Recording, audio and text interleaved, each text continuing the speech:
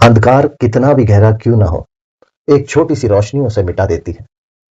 आज हम बात करने वाले हैं ईसाई समाज में ईस्टर त्योहार पर जलाए जाने वाली एक बड़ी मोमबत्ती, जिसका ईस्टर के लिए बहुत महत्व है और सभी मनुष्यों के लिए एक सीख भी है। ईस्टर कैंडल, जिसे अंग्रेजी में पास्चल कैंडल कहा जाता है, ईस्टर का एक बहुत ही महत्वपूर्ण और गहरा प्रतीक है। यह केवल एक मोमबत्ती नहीं, बल्कि पूरे मसीह विश्वास का संदेश अपने अंदर समेटे होती है। ईस्टर कैंडल एक बड़ी सफेद मोमबत्ती होती है, जिसे हर साल नए सिरे से तैयार किया जाता है।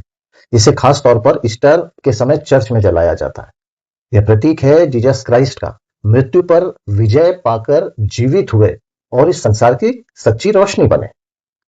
ईस्टर कैंडल मधु से बनाया जाता है। मधु मतलब मधुमक्खी के छत्ते होते हैं। उसे गर्म करके जो पिघला हुआ मोम निकलता है, उस मोम से मोमबत्ती बनाई जाती है। इस मोमबत्ती को जब जलाते हैं तो इसकी अग्नि को प्राकृतिक रूप से पैदा किया जाता है, न कि कोई आधुनिक तरीके से।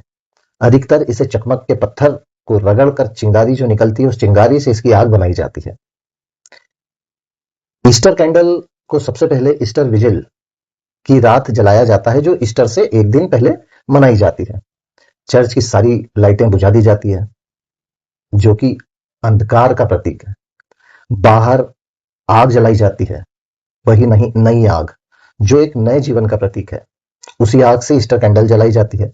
फिर उसी कैंडल से बाकी सभी लोग अपने पास रखी हुई मोमबत्ती जलाते हैं। इसका अर्थ यह बनता है, एक ही ज्योति से पूरी दुनिया में प्रकाश फैलता है और वह ज्योति यीशु मसीह है। ईस्टर कैंडल पे जो चिन्ह होते हैं, उसका अर्थ भी बहुत गहरा है। उसके ऊपर सबसे पहले बीच में क्रॉस बना होता है। उसका मतलब यह जीसस क्राइस्ट के बलिदान को दर्शाता है।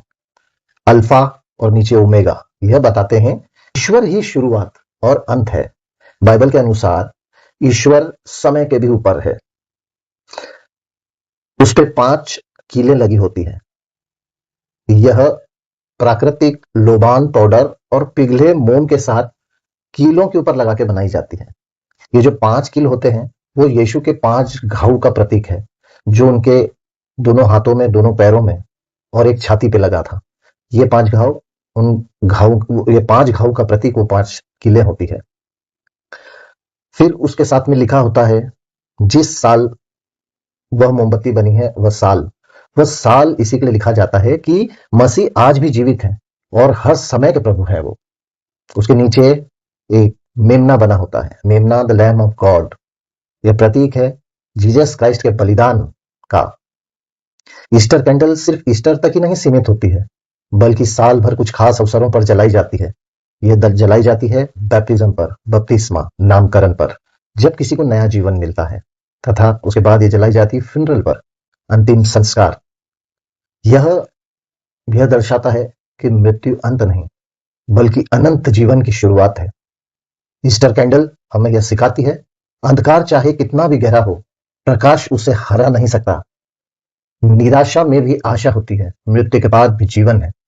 प्रभु ही वह रोशनी है जो हर मनुष्य के जीवन को बदल सकती है।